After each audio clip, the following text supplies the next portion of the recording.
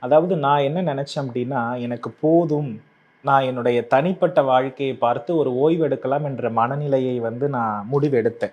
ஆனா, இனி இந்த மாரி புல்லெல்லாம் முளைச்சுக்கிட்டு இருக்கு தெரியுமா? இத எல்லாமே வெட்டி எறியறது மட்டும் தான் இதுக்கப்புறம் என்னுடைய வேலையாக இருக்கணும்னு இறைவன் முடிவு செஞ்சுட்டார். நிச்சயமா. அதனால இந்த பிரணவ வாஸ்துன்ற ஒரு விஷயத்த ஓரளவுக்கு நாம குறிப்பிட்ட மக்களுக்கு சேர்த்திருக்கிறோம் என்ற நம்பிக்கையில ஓய்வு எடுத்தேன். ஆனா, இனி அந்த ஓய்வு இருக்காது. திரும்ப இந்த பிரணவ வாஸ்துன்ற ஒரு விஷயத்த உலக நிலைக்கு புகழ் பெறக்கூடிய அளவுக்கு வைக்கிறதுக்கான தூண்டுகோல அமைதியா இருந்த என்ன பண்ணிட்டாங்கன்னா திரும்ப தூண்டப்பட்டாச்சு. அதனால இதற்கு பிறகு இந்த வாஸ்துனா என்ன, என்னுடைய அனுபவம்னா என்னன்றது இதற்கு பிறகு மக்களுக்கு படிப்படியாக தெரியும். இந்த பிரணவ வாஸ்துவை எப்படி கொண்டு போய் சேர்க்கணும்.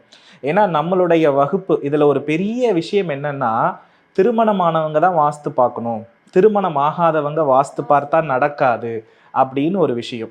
இப்போ நமக்கு மறைந்த ஒரு மிக முக்கியமான வாஸ்து நிபுணர் ரவிரமண ஐயா அவர்கள்.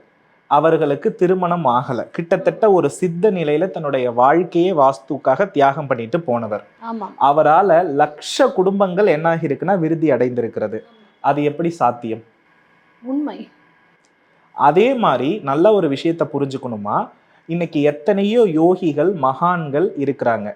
அத்தனை பேருமே இன்னைக்கு ஒரு ஆராய்ச்சியை கண்டுபிடிக்கிறாங்க அப்படின்னா அவங்க தனிப்பட்ட வாழ்க்கையை தியாகம் செய்தா மட்டும்தான் அவங்க ஞான நிலையில் உச்சம் அடைந்து அந்த தீர்வை மக்களுக்கு கொடுக்க முடியும். திருமணமானிதான் ஒருத்தர் வாஸ்து பார்க்கணும்னா அவர் குடும்ப செலவுக்காக அவர் வாஸ்து பார்க்க வருகிறார் அப்படின்றது அர்த்தம்.